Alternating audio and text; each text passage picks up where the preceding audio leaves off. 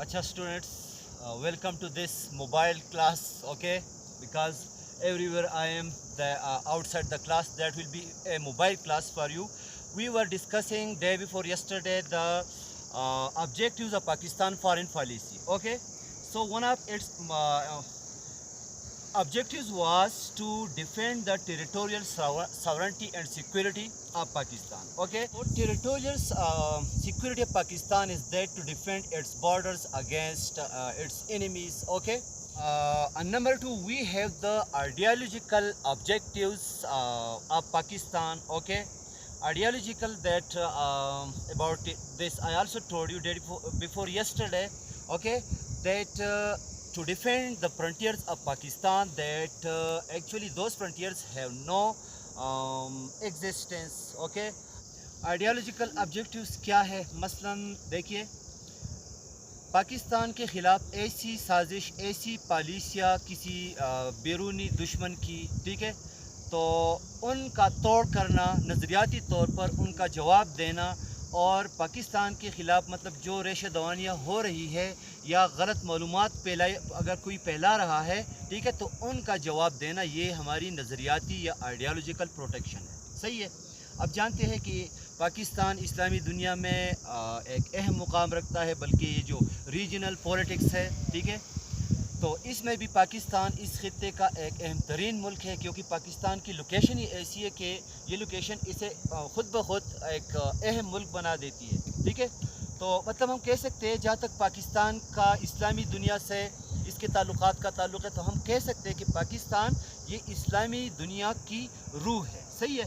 तो इसकी लोकेशन, इसके वसाइल, इसकी अपराधी क़ुव्वत, इसके एटमी हथियार वगैरह वगैरह, ठीक है, ये तमाम चीज़ें मिल के पाकिस्तान को मजमूई तौर पे मतलब बहुत ज़्यादा अहमियत देती है। अच्छा, पाकिस्तान ने, आप जानते हैं कि हमेशा दुनिया के जो टॉप मसाइल है, जिनमें मसले कश्मीर, मसले फ़लस्तीन वगैरह वगैरह, तो इन मसाइल पे, फ़लस्तीन के मसले पे पाकिस्तान ने हमेशा मतलब इसराइल की मज़म्मत की है। सही है।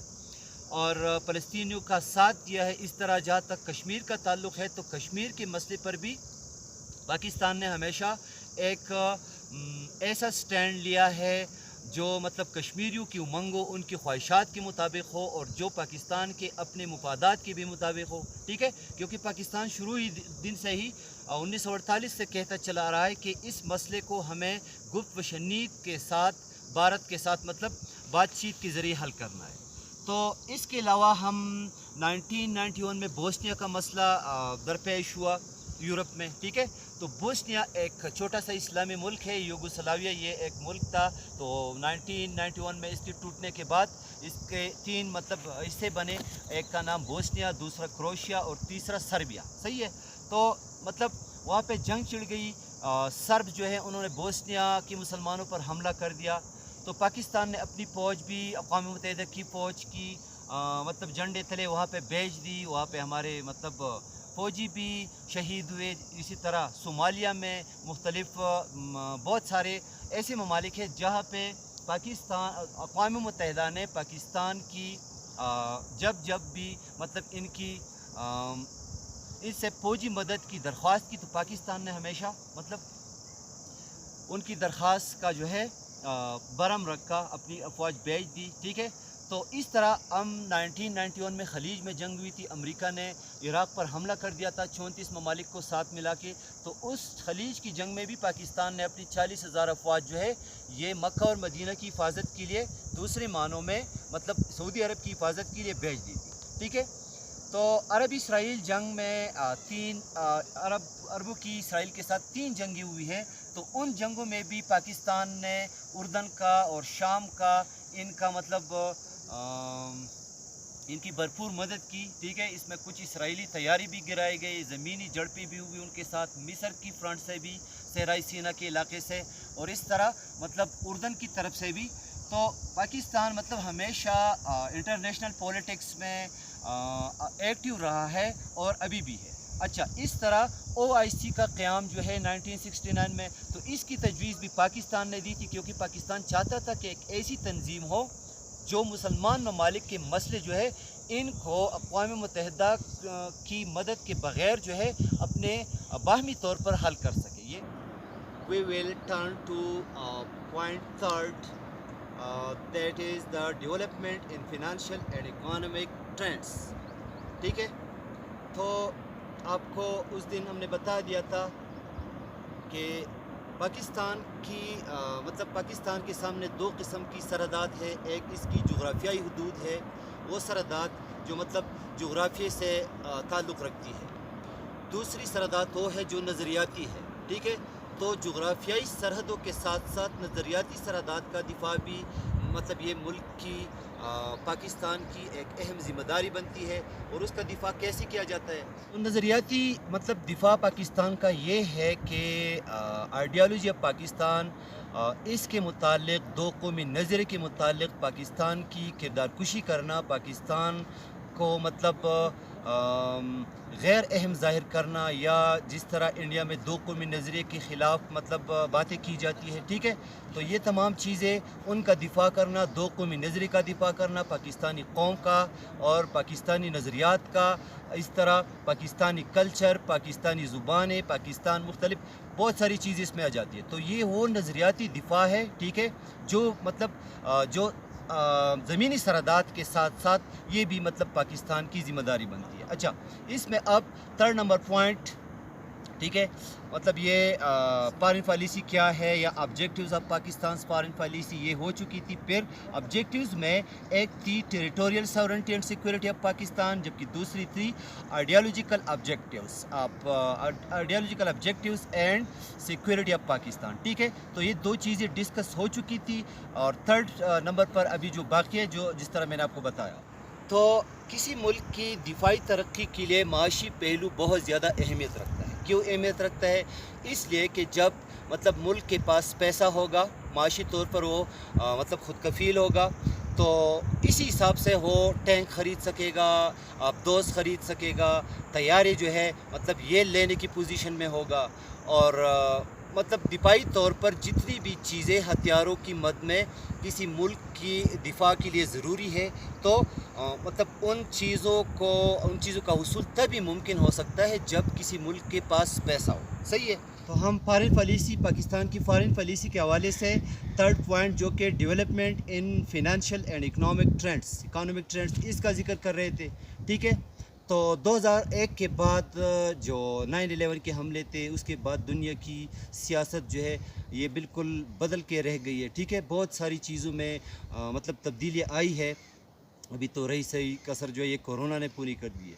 बहरहाल पाकिस्तान जो है, पाकिस्तान ने फ्री ट्रेड की इजाज़त दी है, पाकिस्तान ने प्राइवेटाइजेशन की इजाज़त दी है। पाकिस्तान के मगरबी ममालिक के साथ करीबी ताल्लुकात की मतलब एक अहम वजह जो है ये माशी फैक्टर भी है, चूँकि वो माशी तौर पर मजबूत है, ठीक है। उनकी मईशत जो है मतलब ये पाकिस्तानी मईशत की, पाकिस्तान की बहुत मदद कर सकती है। इस वजह से अक्सर आपने देखा होगा NGOs के थ्रू जो है मगरबी ममालिक मतलब ये पाकिस्तान की मदद करते हैं, मुख्तलिफ़ प्रोग्राम यहाँ पे लॉन्च करके, ठीक है। इस तरह बहुत सारे प्रोजेक्ट्स हैं जो यूरोपीय ममालिक और अमरीकी ममालिक की मतलब उनके पैसे से, उनके तवसत से चलते हैं। इसके बाद है कल्चरल एनरिचमेंट, ठीक है।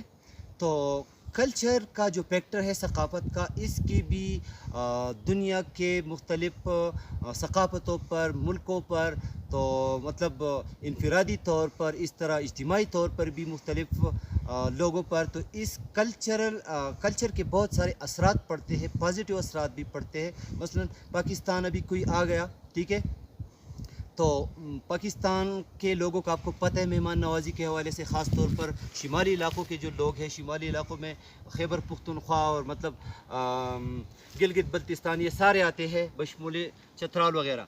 تو میں یہ نہیں کہہ رہا کہ باقی پاکستان کے لوگ مہمان نواز نہیں ہیں، لیکن اس خطے کے لوگ جو ہے یہ اپنی مہمان نوازی کے لیے آج سے نہیں بلکہ بہت پہلے سے مشہور ہے. تو مطلب ان کے ہاں جب کوئی آ جائے اور یہاں اس کی اچھی خاطر تواضع کی جائے، مطلب انہیں واپس جاتے وقت ہو لوگ جو ہے پاکستان کے اس حصے کے لوگوں سے جن کے ساتھ مطلب ان کا کنٹیکٹ ہوا تو وہ متاثر ہوئے بغیر پھر نہیں رہ سکتے. ٹھیک ہے، تو ایک تو مطلب یہ ہو گیا. پھر ہر ملک کی کوشش ہوتی ہے کہ اپنا کلچر، اپنی زبان، اپنا لباس، اپنے رسوم، اپنے رواج، اپنی اور بہت ساری چیزیں جو ہے اس کو دوسرے ممالک میں پھیلایا جائے. ٹھیک ہے، پاکستانی کلچر جو ہے یہ اپنی انفرادیت کی وجہ سے مطلب پوری دنیا میں یہ ایک منفرد کلچر ہے.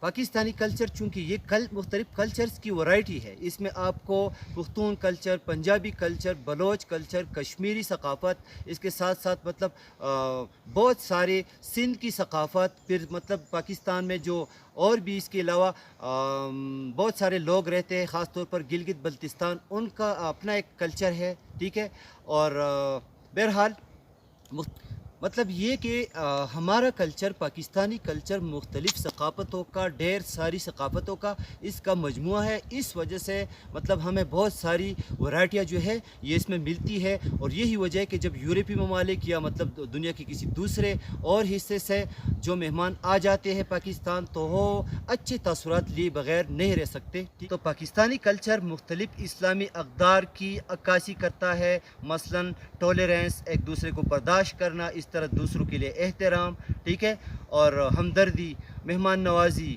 وغیرہ وغیرہ. تو پاکستانی ثقافت اسی وجہ سے دنیا میں منفرد اپنا ایک مقام رکھتی ہے.